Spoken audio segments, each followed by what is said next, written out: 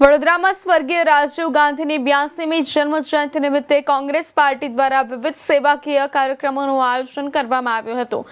શહેરના વિવિધ વિસ્તારોમાં વૃક્ષારોપણ અને છોડ વિતરણ કરવામાં આવ્યું। શહેરે લકડી પુલ કોંગ્રેસ કાર્યાલય ખાતે સ્વર્ગીય રાજીવ ગાંધીની પ્રતિમાને પુષ્પાંજલિ અર્પણ કરવામાં આવી હતી। આજે રાજીવજીની જન્મ જયંતિ છે।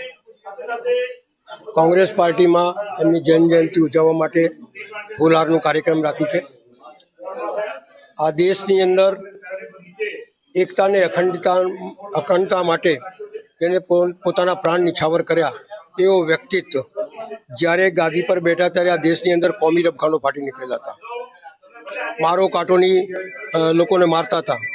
એવા સમયે ગાદી પર બેસવું, આ દેશને શાંત કરવું અને એકતાના સૂત્રમાં બાંધવું। એમના ઉપર 2 વખત આક્રમણ થયા। એક વખત શ્રીલંકામાં થયું અને બીજી વખત રિપોર્ટ આપેલો કે તમે કોઈ પણ ગર્દીની અંદર જતા નહીં, તોય છતાં દેશની અખંડતા માટે લોકોની વચ્ચે ગયા અને એમને બમથી ઉડાવી દીધા। એની પરવા નથી, પણ સવાલ એ છે કે પ્રાઇમ મિનિસ્ટર, પ્રધાનમંત્રી કેવો હોવો જોઈએ। એ જ્યારે બી ઉદ્ઘાટન કરવા જતા ત્યારે લોકો મજદૂરોની વચ્ચે જતા રહેતા હતા અને કહેતા હતા કે ये बगीचा कब बना है, तो बोले तो कल परसों ही बना है। એટલે લોકોની વેદનાને સમજવું અને ભ્રષ્ટાચારને કઈ રીતે રોકવું એ એમના આવડત હતી। 33% મહિલાની જ્યારે રિઝર્વેશન રાખ્યું ત્યારે હું એક સાક્ષી છું, દિલ્હી ગયો હતો। 33% મહિલાઓના રિઝર્વેશન માટે ઘણા લોકોએ વિરોધ કર્યો, કારણ કે તે વખતે ઘૂંઘટ ઓઢવાની પ્રથા હતી। તોય છતાં ગરીબોની, મહિલાઓની વેદના કોણ સમજી શકે જો પ્રતિનિધિ હોય તો, એવી ભાવનાથી એમને આ દેશની અંદર 33% મહિલા રાખી। લોકોની માંગણી હતી કે 18 વર્ષના યુવાનોને મતદાનનો અધિકાર આપવો।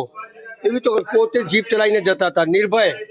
જેને આજે તો એવા લોકો બેઠા છે કે જેમને છીંકથી બી ડર લાગે છે।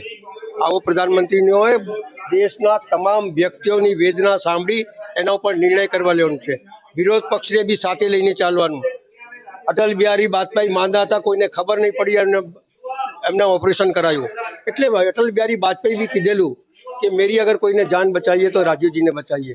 એટલે વિરોધ પક્ષ નહીં, પણ દેશને મજબૂત કરવાની દાનત જો કોઈમાં હોય તો એ રાજીવજીમાં હતી। અને એટલા જ માટે એમના બનાવેલા IIT, IPS બધા જે કાર્યો કર્યા છે એનાથી આજે દેશમાં બધી પ્રગતિ દેખાય છે। પણ લોકો સે લે છે એનું કોઈ પરવા નથી।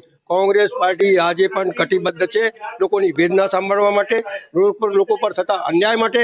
અને કોંગ્રેસ પાર્ટી ફરી સત્તા પર આવશે, કારણ કે ભ્રષ્ટાચાર એટલો બધો વધી ગયો છે, અત્યાચાર એટલો બધો વધી ગયો છે, એને શાંત જો પાડશે તો એ કોંગ્રેસ પાર્ટી જ પાડશે। આજે એમના જન્મ દિવસે કોંગ્રેસ પાર્ટીના તમામ કાર્યકર્તાને એ જ પ્રતિજ્ઞા લેવી જોઈએ કે હમ દેશ કે लिए मर मिटेंगे, लेकिन લોકોની આવાજ સાંભળીશું, એમના અન્યાય દૂર કરીશું અને થતા અન્યાય સામે લડીશું।